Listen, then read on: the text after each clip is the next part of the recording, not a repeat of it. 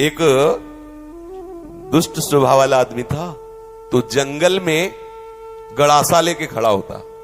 वहां से चाहे वो महात्मा निकले चाहे वो गृहस्थ निकले, पहली बात उसका दंड कमंडल रुपया पैसा छीन लेना और दूसरी बात उसको जिंदा न छोड़ना। राधा बल्लभ श्री हरिवंश। तो आइए प्रेमानंद जी महाराज के मुख से सुनते हैं कि कैसे एक जंगल में रहने वाला डाकू ऐसे 4 लोगों की हत्या की जिससे उसे भगवत प्राप्ति हो गई थी। अब एक महात्मा जो बड़े भजनानंदी तपस्वी त्यागी थे, तो ऐसे संतों के दर्शन मात्र से पाप नष्ट होते हैं। संत दरस जिम पातक टरे, बड़े भाग पाइप सत्संगा, बिनय प्रयास होई भव भंगा।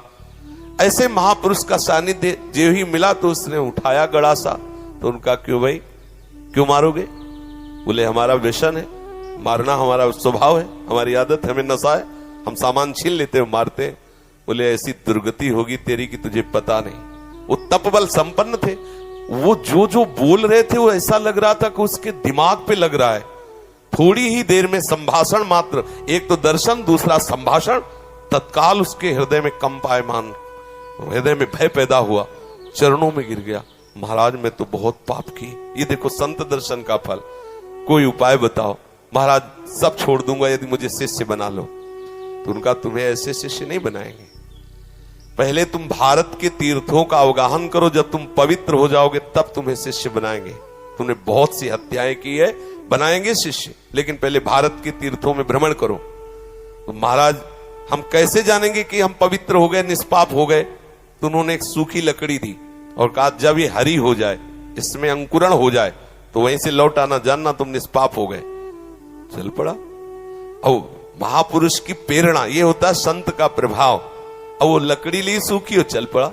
10 किलोमीटर चला होगा तो एक जंगल में एक बहुत बड़ा बट वृक्ष था, बरगद का, बहुत बड़े बड़े पेड़, बरगद के बहुत बड़े, उसकी जड़ से आके शाखाओं से नवीन वृक्ष की रचना, बहुत बड़ा वृक्ष था।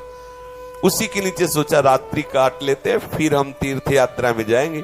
उसी के नीचे तो 4 बदमाश ऊपर चढ़े हुए थे, चोर, और वो समीप वाले गांव में चारों तरफ से आग लगाने का प्लान बना रहे थे कि तुम दक्षिण की तरफ से आग लगाना, तुम उत्तर की तरफ से आग लगाना, और फिर जो निकलेगा उनको मारेंगे, ऐसा ऐसा।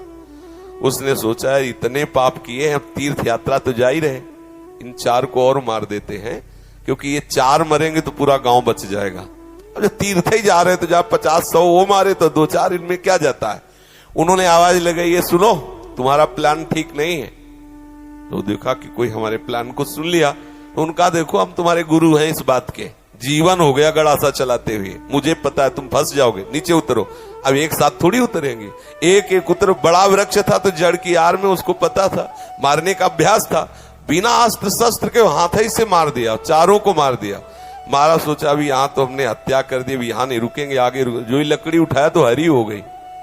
गुरु जी लोग कहा था लकड़ी हरी हो जाए तो वापस आ जाना तीर्थ यात्रा। अभी तो कोई गंगा नहाया नहीं, जमुना नहीं नहाया, तीर्थ यात्रा नहीं की और लकड़ी हरी हो गई, पर गुरु ने कहा था हरी हो जाए तो वापस आ जाना। वापस चला गया।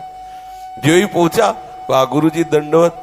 बोले तीर्थ यात्रा के लिए भेजा था, वापस कैसे आ गए? बोले आपने कहा था जहां आपकी लकड़ी हरी हो जाए वहीं जान लेना पवित्र हो गए। तो गुरु जी लकड़ी तो हरी हो गई। तो बोले किस तीर्थ में लाए? बोले ना आया नहीं, 4 को और मार दिया।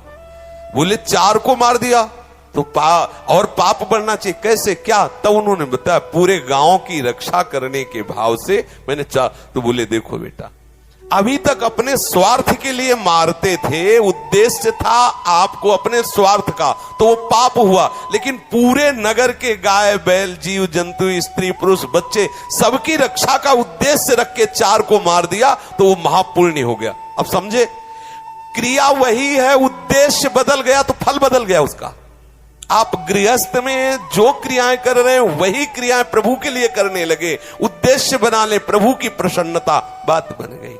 सर्वधर्मान परित्यज्य मामेकं शरणं व्रज अहम त्वां सर्व पापेभ्यो मोक्षयिष्यामि मा शुचा। तू चिंता मत कर कि धर्म त्याग का पाप लगेगा, मैं तुझे निष्पाप कर दूंगा, लेकिन तू मेरे चरणों का आश्रय ले ले। हर धर्मों की पूर्ति भगवत प्राप्ति से होती है और प्रभु के चरणारविंद का आश्रय लेना परम धर्म है।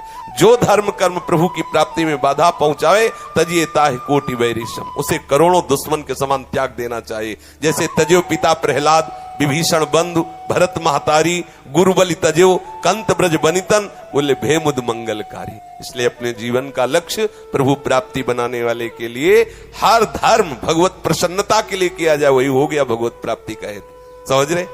ऐसे कितने महापुरुष देखे गए अपने कुल कर्म को करते हुए भगवत प्राप्त हो गए, क्योंकि वो प्रभु की प्रसन्नता के लिए किया। अभी क्या करते हैं हम, जो भी करते हैं अपने सुख के लिए करते हैं, अपनी राजी के लिए करते हैं, और भक्त प्रभु की राजी के लिए करता। क्रिया वही है, उद्देश्य बदल गया, उसका फल बदल गया। समझ गया?